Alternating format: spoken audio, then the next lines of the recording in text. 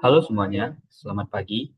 Perkenalkan nama saya Markus Pardede dengan NIM 422220163. Di sini saya akan mempresentasikan tentang materi pada mata kuliah Computer Vision yang bertopik Visual Language Model. Pada kali ini saya akan menjelaskan dengan video presentasi disertai dengan PowerPoint yang telah saya siapkan. Langsung saja kita akan beralih ke share screen.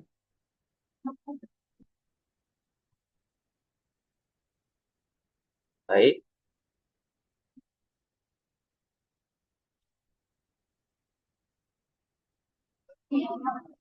Yang pertama, apa itu Visual Language Model? Jadi, Language Model ini adalah model AI yang mampu memproses atau menginput visual seperti gambar, video, dan teks secara bersamaan. Misalnya, Visual Language Model ini bisa melihat gambar dan menjawab pertanyaan tentang seputar gambar tersebut atau memberikan caption otomatis. Jadi, yang harus kita garis bawahi pada pembahasan kali ini adalah mengapa model ini penting. Yang pertama, itu ada aksesibilitasnya. Karena menghasilkan teks deskriptif otomatis agar konten visual lebih dinikmati dan lebih dipahami penyandang tunanetra dan disabilitas yang lainnya. Kemudian yang kedua yaitu pemahaman multimodal, yang dimana memadukan analisis gambar dan teks seperti deteksi meme dengan teks ofensif atau ofensif. Kemudian yang ketiga yaitu pencarian dan robotik, memungkinkan pencarian gambar berbasis teks dan instruksi berbasis visual tekstual yang lainnya. Oke, lanjut pada pembahasan yang kedua ini kita masuk ke dalam topik konsep dan cara kerja dari model ini. Yang pertama, bagaimana Visual Language Model menggabungkan gambar dan teks. Bisa kita lihat pada layar ini, saya menerangkan bahwa Visual Language Model ini biasanya menggunakan yang pertama itu encoder visual atau CNN atau Vision Transformer seperti VIT untuk ekstrak fitur gambar. Kemudian ada encoder teks yang dimana transformer seperti GPT atau BERT untuk memproses teks.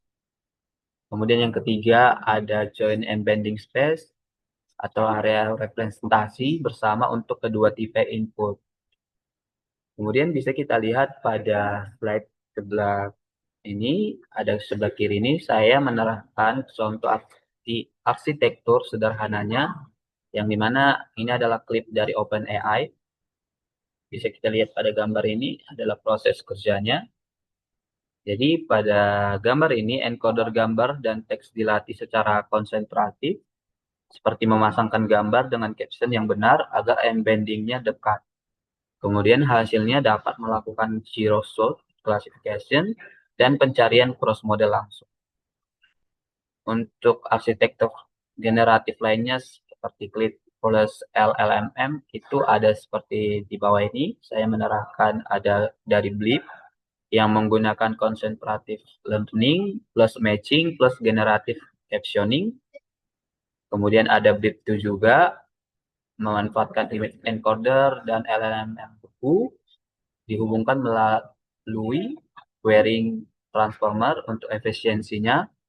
Kemudian yang ketiga itu ada di sini Flamingo yang gabungan dari clip like encoder plus LLM Chinchilla dilengkapi dengan get cross attention dan Perception resampler yang dimana mampu memfilter multimodal.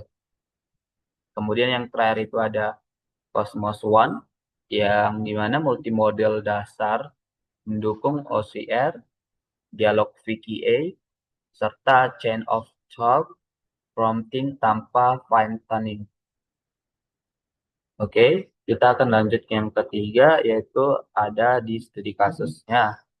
Di sini saya mengambil studi kasus dari Flip. yang dimana captioning otomatis dari gambar atau ilustrasinya. Jadi saya mengambil bagian image captioningnya sebagai studi kasus. Masalah sosial dan solusinya, platform seperti Instagram, Facebook juga untuk saat ini bisa secara otomatis menghasilkan caption alternatif untuk aksesibilitas seperti Blip contohnya. Unggul di tugas ini untuk mengidentifikasi atau dengan kemampuan objeknya, aksi, dan menyusun kalimat deskriptifnya. Kemudian bagaimana cara kerja sederhananya? Yang pertama itu ada gambar, encoder, lalu fitur visual. Yang kedua itu ada fitur plus encoder text, yang dimana menghasilkan caption seperti a cat sitting on sofa.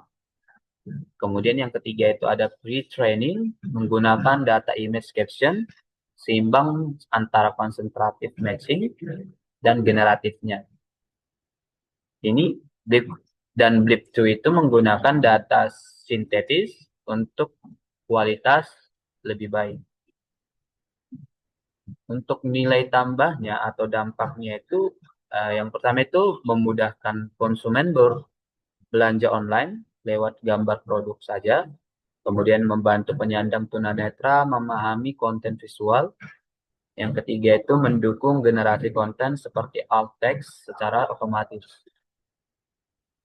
Dan untuk yang terakhir, kita masuk pada conclusion atau ringkasan yang telah kita sampaikan kali ini, yang dimana FLM itu atau Visual Language Model itu menggabungkan visual dan teks melalui encoder spesifik, join and bending, dan cross model attention atau gating.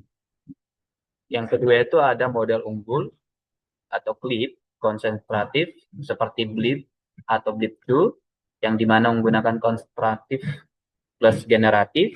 Kemudian ada Flamingo yang dimana menggunakan view shot interleave. Dan yang ketiga itu ada Cosmos One yang dimana menggunakan OCR, OCR, dialog, dan change of thought.